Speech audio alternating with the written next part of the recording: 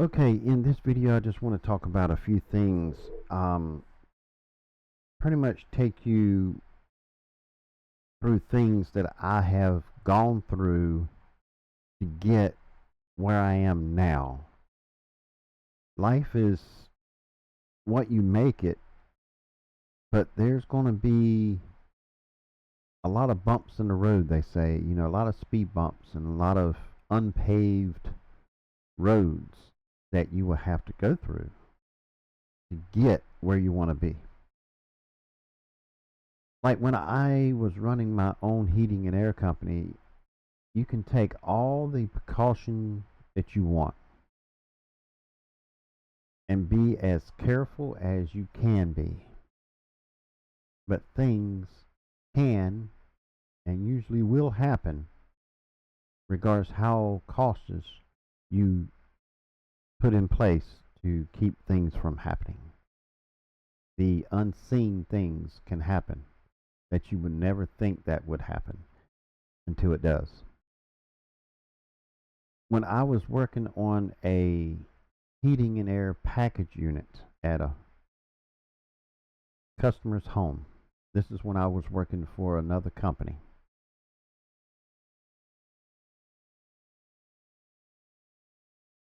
I had the panel off the side of the unit. The customer standing there next to the disconnect while I was working on it. I was able to reach the disconnect myself, and I turned it on and off. And I was checking the capacitors and relays, contactors, the fan motors, everything that I can, check in there at that particular panel location.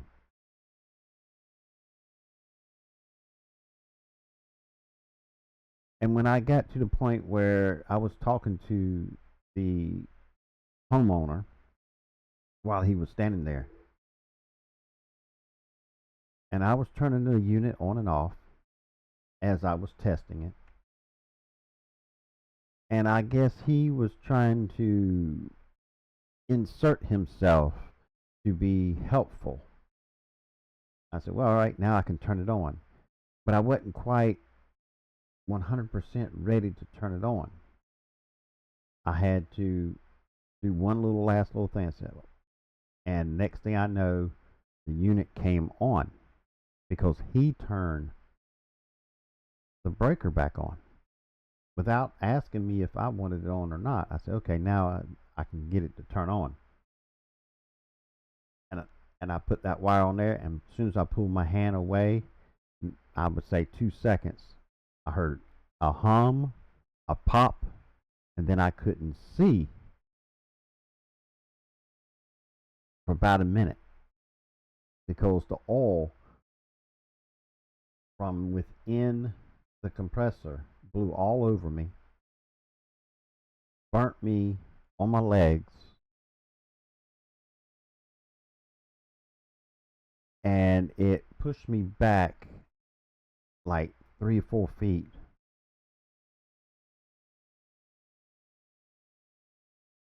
And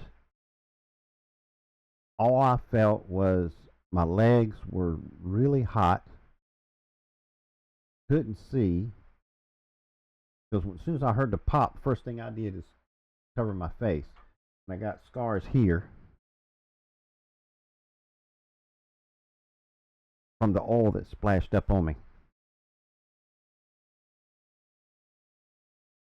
When I was able to see again, I felt coldness all over me.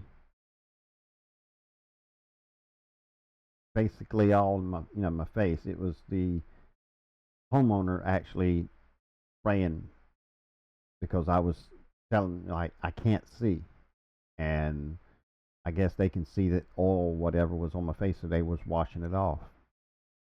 And then when I sat up, I took the hose when I can see, and I started spraying my legs to cool it off as quick as possible. But by that time, I already got first, second, and third degree burns.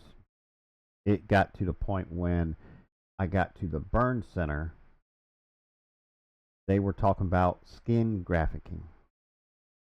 I'm like, usually I wear, long pants and everything else, and they said it's going to be some scars. I said, care less if it's scars. As long as I still got my legs, I really don't care what it looks like. And I don't want to take skin from one place and put it in another and all that. No. I'd rather just let it do what it's going to do, and get out of there as quick as I can. And I was only in there for a few weeks. I would have been in there for months if I let them do the skin graphicking. But I decided, no, I don't want that. I'd rather just be in bandages and let it heal, be back at home, even if I have to unwrap, clean, and wrap my legs every day. And that's what it ended up doing. I had to unwrap the bandages, the ace bandages, and the cotton and patches and everything else every day. Once a day. Get up in the morning, unwrap it, clean it, rewrap it, prop my feet and legs up. Basically, sit on the couch and put your feet out the long way. Sit there and watch TV, drink my coffee. As long as I can still drink my coffee, I'm good.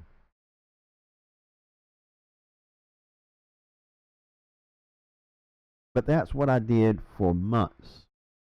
I didn't get back to work until a little bit over a year later. And things I had to go through, not just the pain that I had in my legs, all the fluid that will build up in your legs, and you try to stand, and all that fluid rush to your feet. You feel your feet blow up. Feel like the Hulk when he changes, his feet just explode. But that skin on your feet will not expand, so that pressure stretching that skin is just brutal. So you have to put your legs down slowly and let that drain down nice and slowly to your feet. Sometimes it's unbearable. I mean, I can deal with it, but what I wanted to do if I got up was not important enough to go through the agony of pain of trying to walk. We had issues of the workman's comp, getting them to get their act straight and get the payments done. It took them months to get all the paperwork done. And then after they say it's all done, then it was a couple more months before any payment was made. And all the trips back from Wilmington to Raleigh, I think it was like every other week. Just go up and let them check it and just unbandage it. That's the only day that I didn't have to unbandage, clean, and bandage it back is when we went up there to let them take it all off, check it, be sure everything's healing like it's supposed to, rewrap it, and then we leave. At first, they didn't want to pay my father, which was the one that was doing all the driving, for his, compensate for him on all the fuel and everything else and the gas to get there and back. And we had to fight tooth and nail, they say, to get them to actually pay that. It's almost that getting them to do what they supposed to do was more pain than the pain that I was going through of the accident itself. We kept on getting them to say, yeah, we got it done, but then next thing we know, something else come up. Another excuse why it's not being processed. It was crazy. But I knew I was going to get through it. All I was thinking is getting through there, all that, and getting back to doing work. I was back doing heat and air, wearing sweats, oversized sweats that would cover the bandages and everything. I was able to walk without any fluid actually going down to my feet, so I was able to walk. I was stiff legged. The knees didn't want to bend too well. It was a little bit of pain each time I stepped and my foot hit that ground, that sudden impact. I can feel it from my knee down to my ankles. I can feel it there. But I just want to get back to work. I can't stand sitting or laying around. It's just not me. I will walk around with discomfort and pain in my legs before I just keep on sitting and doing nothing. Even though I was getting paid for it, sitting and doing nothing, but I just can't stand that. And until to this day, in 2026, I still feel that way. I cannot stand just sitting around. I mean, I'm retired, but I still get up 5:30, 6 o'clock every morning. I would say probably 9 times out of 10, I'm sitting up on the edge of the bed, reach over, grab my phone, and turn the alarm clock off before it goes off.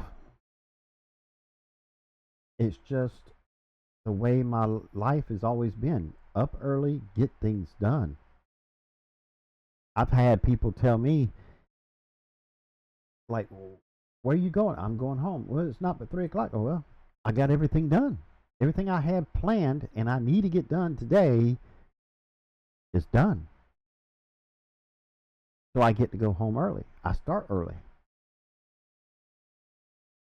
Even when I was working at other companies, I asked them if I can come in earlier, especially during the summertime, instead of coming in 8 and getting to the job site 9 o'clock. I said, can I come in at 6 and be at the job site at 7 and go ahead and start working? Sometimes I could because there were not any living residents. There was just nothing but houses in them communities because nobody's moved in yet, so didn't have to worry about making a lot of noise, and waking people up. So they let me get there, 7 o'clock. And then 9 o'clock, here comes the rest of the crew that came in on normal time. And I've already got, a third or 25% of the job done for the day by the time they got there. I cut holes, put the boots in the floor, or I got the ductwork put together and got it wrapped, sit it underneath the house. Hadn't been put together and hung, but it's underneath the house where it's supposed to be. So all they got to do is get their tools, go under there and put the duct and hang it. And then run the flex and it's all done. And sometimes I would get off at 3 o'clock early because I got there earlier, so I get off earlier.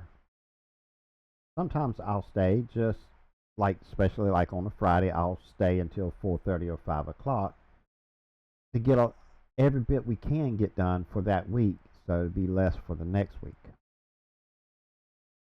But things will happen in your life that you're not going to have control over, but you still have control over your life. It's how you deal with the mishaps in your life, regardless if you're the one that caused it or not. I mean, if you're like, well, my insurance is, sky high, is $500 a month. Well, if you had 4 or 5 wrecks that you ran into somebody, then, well, you don't have no room to talk because you caused that. And getting married and all, you have to have your ducks in a row. You have to know how to do things so life will be a lot easier. You have to know how to handle your finances. You can't just go splurge on whatever you want as if you're a single person. You have no responsibility but yourself. You can't do that when you get married. You have to sit there and figure what things can you do to save you money. And I still do that today. How can I save money? I love using like DoorDash, Instacart, Uber, anything like that that have stuff delivered to the house. I did that for like 2 months using apps to get food to the house to feed the ones here in the house. To see ordering individual meals like supper every day, see how much it costs of doing that, then see how much it will cost a month by ordering like in bulk, like Instacart, buy stuff in bulk, and see how that turns out for a month. And I could see a big difference. I said, now if I go to the next step and get a Sam's membership and go get the food myself in bulk, how much will it save me? Because I know how much food it takes to feed everybody in the house for like 2 weeks. So if I go shopping at Sam's twice a month, spend X amount of dollars each time compared to having it delivered, individual meals or in bulk and have it delivered. Pretty much to see the pattern of our living ways of eating and everything. And we cut our food bill basically almost in half. Yes, it takes a couple hours or more to actually go shopping and come out with 2 carts. But the amount of money that we spend a month on them 2 trips is almost half because the fees and everything. And we never know what we want to eat the next day. We just get a bunch of hamburger and chop them up and freeze them in little freezing bags. We get a lot of vegetables and red peppers, green peppers, and onions and potatoes, big potatoes, small potatoes. Something that you can make variety of meals and never have the same kind of meal twice. Sometimes we all don't want a big meal, so we just go in there and fix something real easy.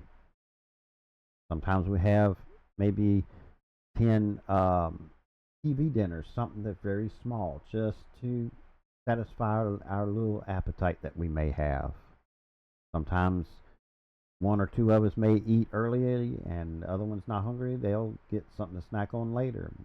Sometimes I'll sit here in the studio and not really hungry, so I'll go grab a handful of green seedless grapes and just sit here and watch videos and eat it, and I'm satisfied for the day. You got to know how to budget. You can't just go splurge on things without doing your research and your responsibility so you can have a budget and be financial set so you will not go in debt. Something that my daddy has told me and my brothers and my sister many times. If you can't buy something outright, you just may not really need it. And I pretty much lived by that. When I went and brought things for the heating and air company, I knew what the price was. I saved up my money, and then I went and brought it, paid outright. The only thing I really didn't buy outright in my life is um, 3 vehicles.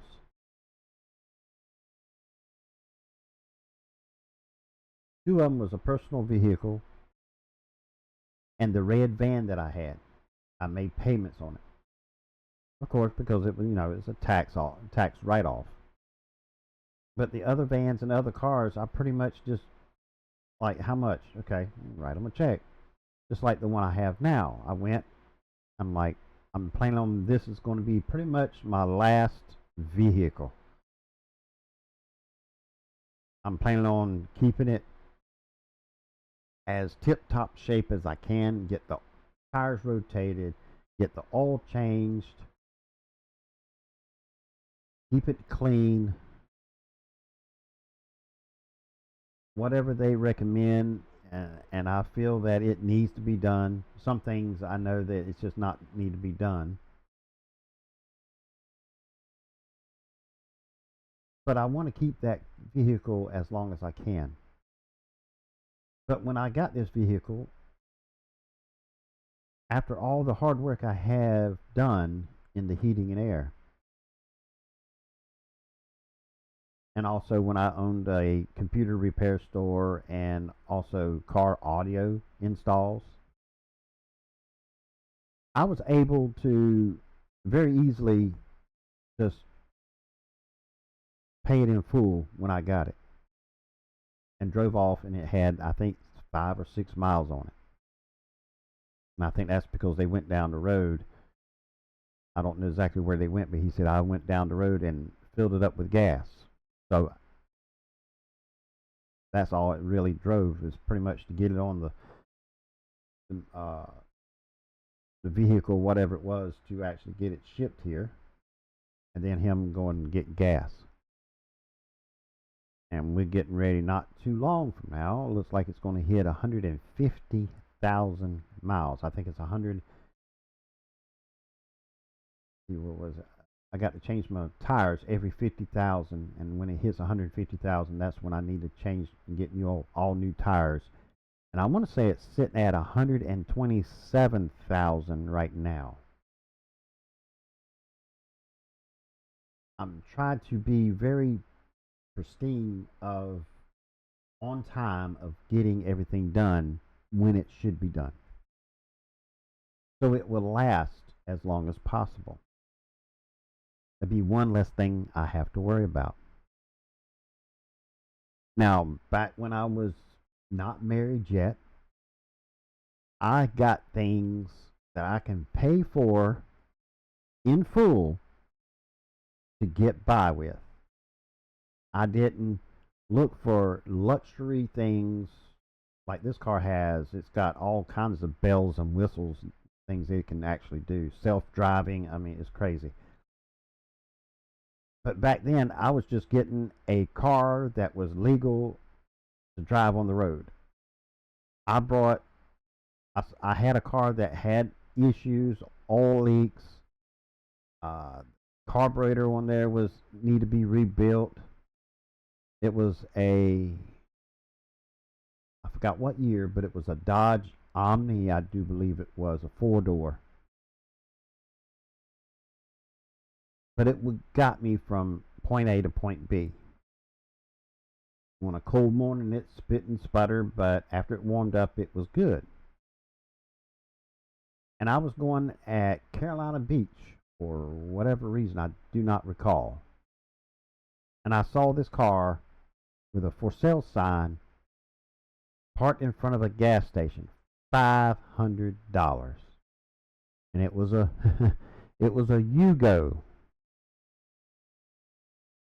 I think it was a white. I think that I had two Yugos ever, and that was the white one, I do believe.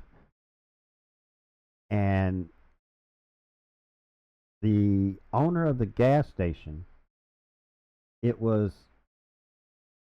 a family member of his that passed, an elderly person. I don't think it was his father. I think somebody else in the family. And they wanted to get rid of it. And $500. I paid him $500 cash, got the title, got it switched over. And he said he maintained the vehicle. They bought it brand new, changed and rotated the tires, oil changed and everything. Since it's a gas station, that was no issue. And it ran like a champ. You just turn that key, and as soon as it made contact on that starter, it started. You didn't have to ching, it's ching. It was, the timing and all had to be dead on where it's supposed to be. And it drove like that as long as I had it. But you have to not really sacrifice luxury. You just have to think smart. So later on, you can have the luxury. You can't keep the saying that I've seen on YouTube a lot now. More you F around, more you find out. Well, that's the way life is. More you F around with your life, more you're going to find out that you're getting screwed. But you're doing it to yourself. Some people think they can get from school, get college, and boom, have, 2-story house, 4-bedroom, and all right out of the gate.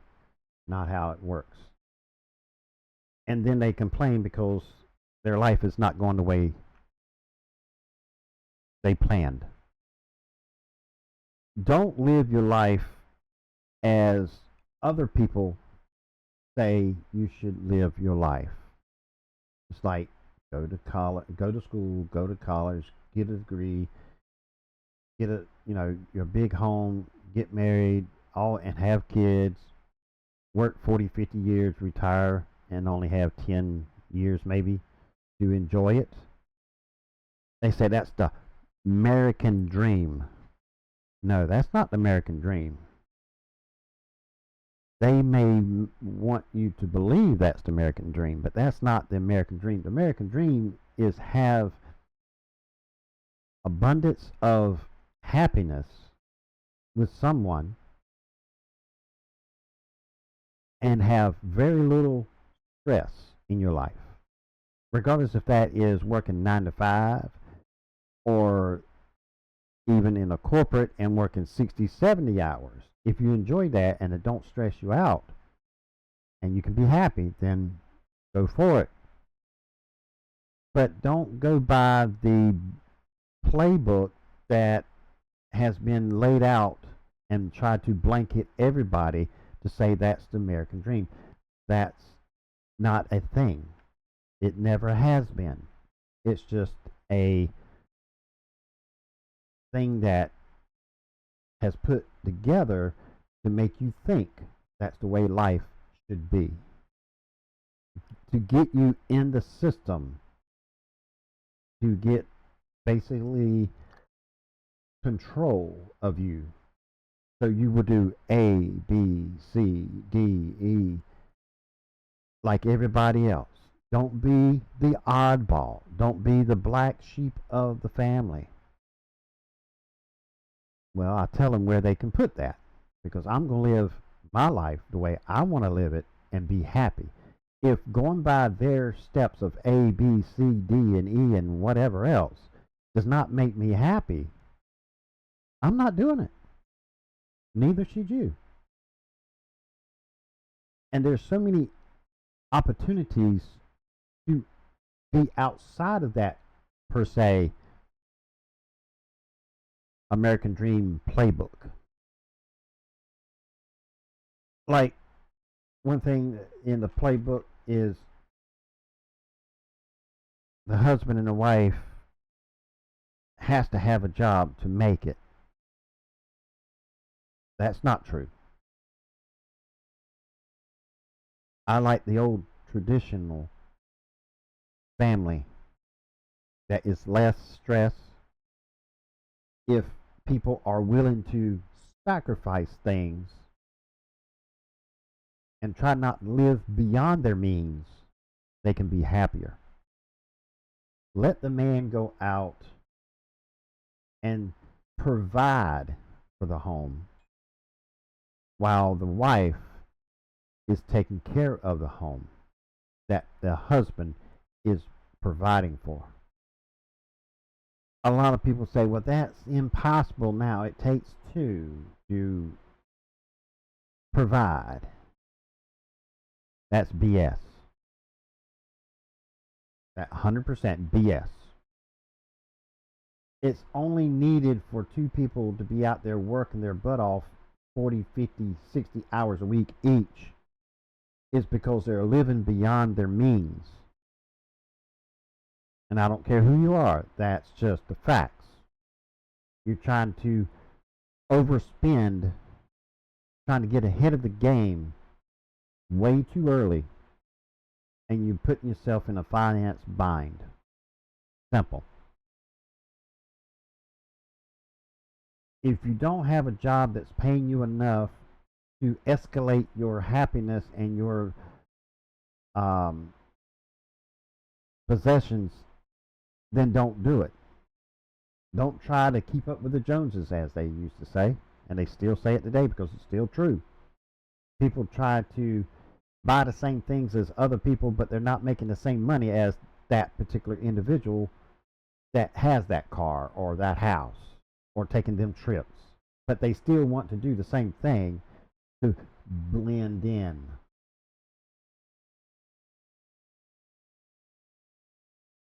One thing I did pretty much from the day that I started getting out in the workforce, I didn't live and work hard so I can buy a lot of luxury or physical things. I lived as I was already retired. I put myself on a budget as if I had a set income that I had to budget. If I made, say, back then, $1,000 a month, which was a lot of money back then, compared to $1,000 now a month. But say you make $1,000 a month, and then the next year, at the same time of that year, I'm making, say, $2,000 a month. I'm still living as if I'm only making $1,000. I don't go buy extra because I'm making extra. I live as I was already retired. I didn't go out and buy a nice fancy car. I didn't go out to the bars every weekend with my buddies and all. I didn't go see a movie or go to concerts. I go to things that I can enjoy, but still keep the green in my pocket. Free events. And there are plenty of them. A lot of people say, oh, come over here with this big on party. No, I just, it's just not me. The first thing I see when going to a event or hang out with people or whatever, first thing comes in mind, what's this going to cost me? Financially, what is it going to cost me? And the amount that I see that it's going to cost me, then I analyze and say, is it really worth it?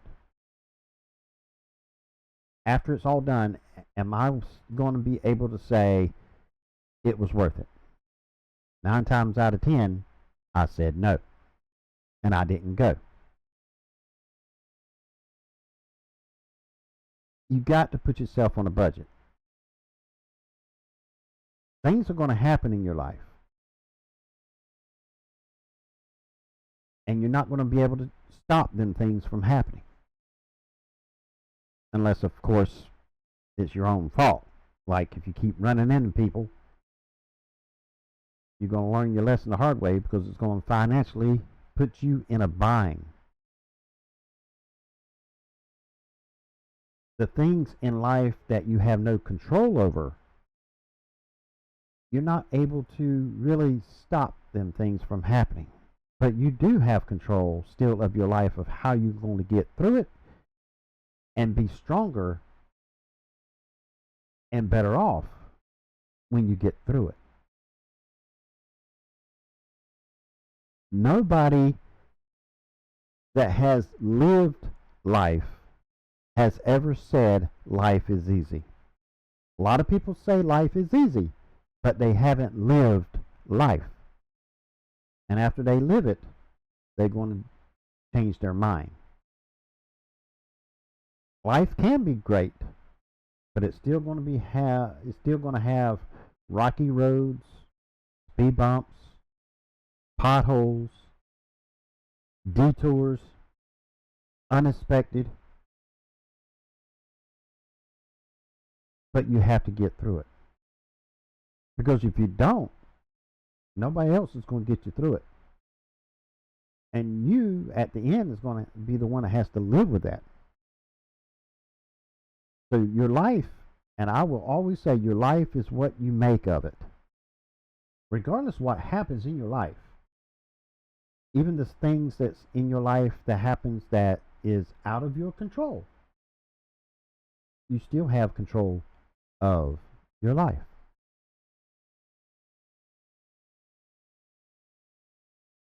It's up to each and every one of you to decide to take control or let the world control your life.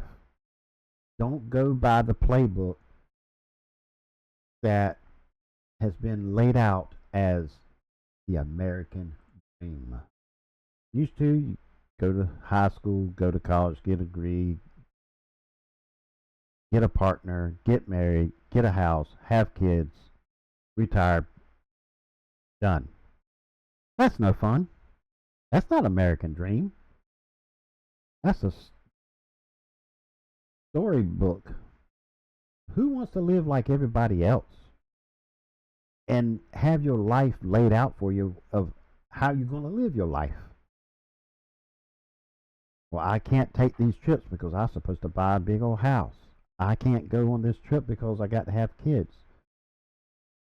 No. That's not the way it should be. And that's not the way it has to be. A lot of people say, well, when you didn't go to college, well, you need to get education. Well, sometimes you're smart because you didn't go to college. You knew enough and smart enough knowing that the college was not going to benefit you in your life. Sometimes you're smarter because you didn't go.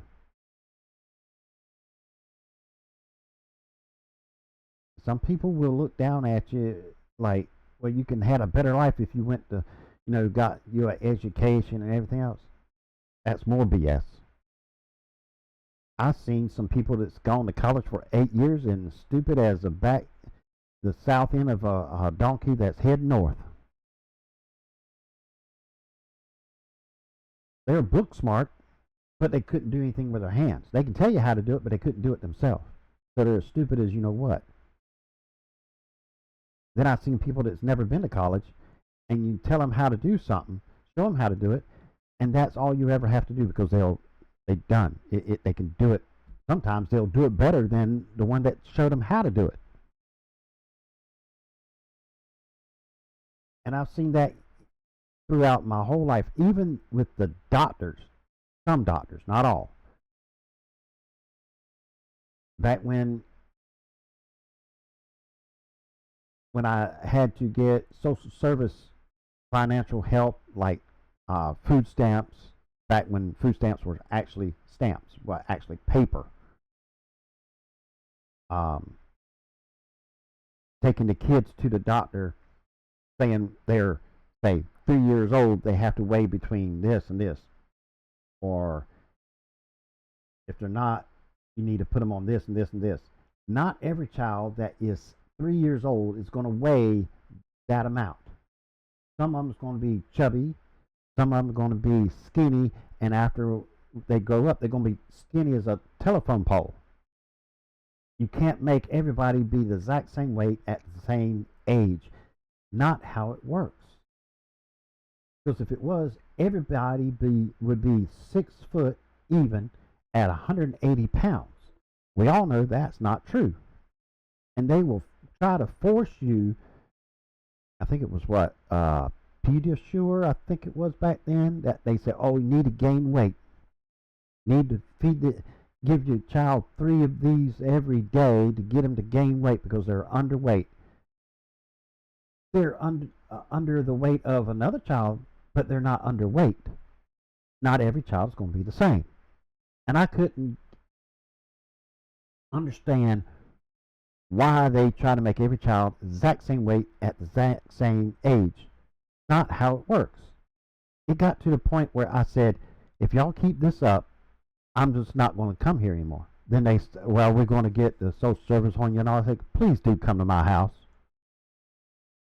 They never did. We found another doctor. We had to drive an hour to go to that doctor, but we went to another doctor. We found that doctor before we quit going to this one, so there was no lapse between. So if they say, well, you didn't get health checks and all for your kids in this period of time, but we did because we were going to both of them at the same time for about a month and a half, so there was no gap in there. They tried to do that. Then we had paperwork saying, no, here's doctor's appointments and everything that we went. You can call them and verify that we went. That pissed them off. I'm like, it makes no sense. That's just like if I plant this apple tree on January the 1st, whatever season, month, whatever you plant them trees.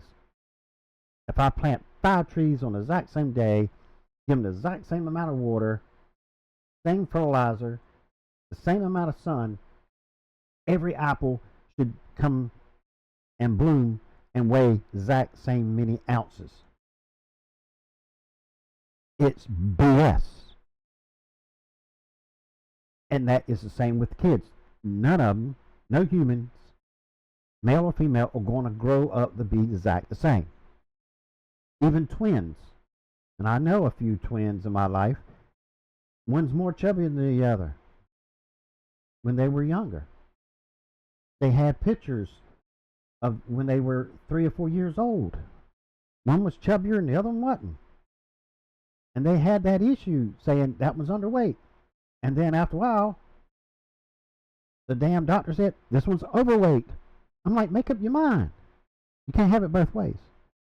And when I saw things like that throughout my life, that is that American dream, the playbook. When I got out of high school, I was determined not to be in that playbook, that American dream. And I'm glad I did. I had to go through hell on some things. Be locked up for 500 some days. Wrongfully accused, something that I had no control over, but I had control over my life, where it's going to end up. I couldn't give up if I wanted to get to that point, and I didn't. And after 512 or 13 days, I was back outside, and I was like, hell with this. I'm going to retire. And I did. I worked a little bit less than a year, do maybe 1 or 2 service calls per month. For the first 2 months, I didn't have anything because nobody knew that I was actually released. But after they found out, some of my customers said, hey, I need you to come check my unit and whatnot. But when I was 45, I said, bye. I closed doors, sold everything, and I've been retired ever since. I didn't live inside of the American Dream playbook. That's no fun. There's no fun of getting up on Monday, knowing you got to go all the way through Friday, and you hear people say, "Oh, I can't wait till Friday gets here. I can't wait for the weekend to get here." The Sunday blues, knowing you got to go to bed and get up, you got to do that routine, like robots. I didn't want that. I saw things early in my life that turned me away from all wanting that American dream. Yeah, I bought a lot of nice cars, few houses, but I wasn't going to do it in the order that the world expected me to do. I bought everything in my life when I wanted it in my life. And I took everything out of my life that has no benefit in my life, that will hinder me of getting to the point where I want to be in life. So don't let things or people hold you back from achieving the goals that you have set in your life for yourself and your family. I have walked away from things that just I saw right at the start that I was misled, misinformed. It's like I had a job. I fill out the application. They said, "Yeah, you can start next week." I came in Monday. And they said, "Well, here's the your shirt that you can wear. It has the company logo and everything on, and here's some paperwork, and here's your hat." I stood there and saw no other worker with the hat on. I'm like, "What's the hat for?" "Oh, you have to wear the hat." So how about, don't worry about them. You have to wear a hat. I said, "No, I won't. I don't wear hats." Until this day, I'm going to be 60 this year, and I got a full head of hair. I don't wear hats. "Well, if you don't wear a hat, we can't have you here." I said, "Well, here's your paperwork, here's your t-shirt, and here's your hat. Bye." I walked out. I am in control of my life, not some playbook or some company, some of their rules and regulations that they didn't inform me when I got hired. Because when I got hired in the office, I didn't see anybody else wearing a hat, but for whatever reason, they said I had to have a hat to wear. Not going to happen, and it didn't. So you can go out there and live the American dream and be a robot and get only as far as that book allows you to get in your life. Or you can be outside of that book and get beyond what everybody says American dream should be. So you're going to live the American dream, or you're going to live your dream. Up to you. Thank you for watching, liking, commenting, sharing, and subscribing. Really means the world to me. Really helps out the channel. I'll see you in the next video. Take care.